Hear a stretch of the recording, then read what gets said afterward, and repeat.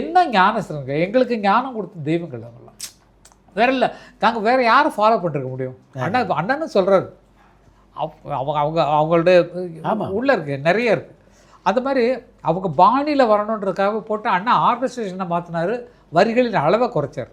அளவுனா அவங்க காலங்களில் வளர்த்தம், கரைகளிலே ஓவியம், ஆலங்களில் மழங்களில் பனி போல் சிரிப்பது பிள்ளை, இந்த மாதிரி தான் இருக்கும். அதான் அண்ணன் வந்து ஒரு வரி ஜாஸ்தி, ஒரு வரி காலந்தலில் வசந்தம் கலைகளிலே அப்படி ஒரு பாரி லென்த்தாகவும் ஒரு வரி சின்னதாகவும் அண்ணா அந்த பேட்டர்ன் மாற்றினார். பாட்டு எழுதுற மீட்டரை வந்து நல்லா மாற்றினார், ஆர்கஸ்ட்ரேஷனில் தூக்கிட்டார். ஆனால் ஆதாரம் வந்து எங்களுக்கு அதுதான். ஆதார சுருதிங்கிறது எம்எஸ்சி இதுதான் சொல்லணும், சிஆர் சுப்பராமன் தான் சொல்லணும். அவங்களுடைய பாடல்கள்லாம் ரொம்ப அருமையான பாடல். அந்த மாதிரி அது அவங்களாம் குரு, அவங்க தான் குரு. இன்னும் அண்ணன் சொல்லிட்டு இருக்காரு. அண்ணா இன்னைக்கு கூட போனேன், இன்றைக்கி என்னமோ அடிச்சு பின்ட்டு அது என்ன சொல்லக்கூடாது, ரொம்ப அற்புதமான ஒரு பாட்டு போட்டார். இன்றைக்கி போட்டோன்னே என்ன இது வந்து இதுக்காக போடுறேன் என்னன்னா, இல்லை இது நான் தனியாக ரீகலெக்ஷன் பண்ணி பண்ணுறேன்னு பழைய பாடலில் அவருக்கு பிடிச்சமான பாட்டை போட்டு காட்டினார்.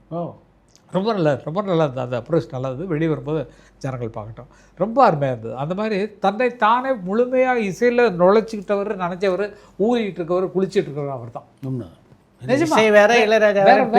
வேறு வேலை இல்லைங்க. மத்தியானம் சாப்பிட போனோன்னா 11 மணிக்கே போயிட்டோம். அவர் ஸ்டுடியோ போனோம், வீட்டுக்கு போயிட்டோம். நான் வந்து சூப்பு அவரே எனக்கு சர்வ் பண்ணார்.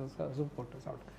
இப்போ பேசியிருந்தேன், சில விஷயங்கள்லாம் பேசிட்டு இருந்தோடனே சரிடா அப்புறம் அப்புறம் உன்னை பார்க்க வந்தேன். பார்த்துட்டியா பார்த்துட்டேன். சரி நான் கொஞ்சம் சரிண்ணா வரட்டுமா இந்த சொல்லிட்டு வந்தேன். அந்த மாதிரி எல்லா நேரமும் இசை சிந்தனை இருக்கிறது முடியாது. அந்தந்த வேலையில் இப்போ நீங்கள் இருக்கீங்க, நான் இருக்கேன், பல வேலைகளை இடையில போட்டுக்கிறோம்ல, ஃப்ரெண்ட்ஸு கூப்பிட்டா சாப்பிட வரும்ல, எதுவும் கிடையாது. அவர் நோக்கத்தில் அப்படியே போயிட்டுருக்கிற தவிர அது மாதிரி தான். சும்மா இருந்தால் சிம்பனி எழுதுறாரு, இதை மியூசிக் எழுதுறாரு, இப்படி தான் கற்றுக்கிட்டு நம்ம எல்லாத்தையும் பண்ணிட்டு தெரியும். எல்லா வேலையும் செய்கிறது, எல்லாத்தையும் பண்ணிட்டு வீட்டில் உருப்படி இல்லாமல் பல வழிகளில் போயிட்டுருக்கோம். அவர் ஒரே ரூட்டு, அதிலே போயிட்டு தவம் தான் ராஜா பொறுத்த பெரிய விஷயம். ஆல்வேஸ் ஆல் த டைம் அவர் மியூசிக்லேயே இருக்கார்.